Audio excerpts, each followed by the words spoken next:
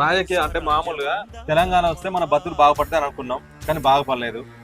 ఉద్యమ నాయకుడు కేసీఆర్ అధికారంలోకి వస్తే మన బతుకులు మారుతాయి అనుకున్నాం, బాగుపడలేదు.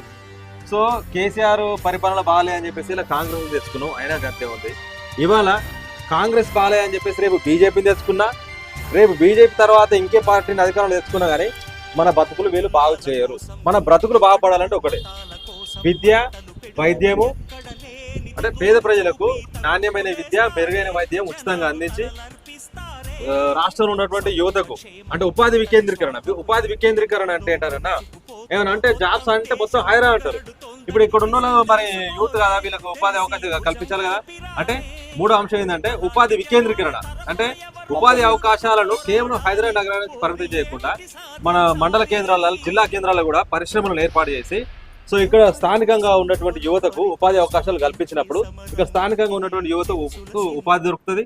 ఇది మూడో అంశము. నాలుగో అంశం ఏంటంటే ఇలా న్యాయం అనేది పైసలు ఉన్నోనికి ఒక తీరు ఉంది, లేనికి ఒక తీరు ఉంది. సో న్యాయం అనేది కూడా సమన్యాయం. అంటే పేదోడు తప్పు చేస్తే కూడా ఇట్లా పైసలు ఉన్నోని ముట్టరు. బట్ న్యాయం ఎవరికైనా ఒక తీరుగా ఉండాలి. తప్పు చేస్తే చట్టమే శిక్షించాలి. అంటే ఎవరు న్యాయస్థానాలు శిక్షించాలి. అంటే ఇప్పుడు ఎట్లా అంటే పోలీసులు శిక్షించుడా, లేకపోతే 10 మంది గుంపేసుకొని వచ్చి శిక్షించ కాదు.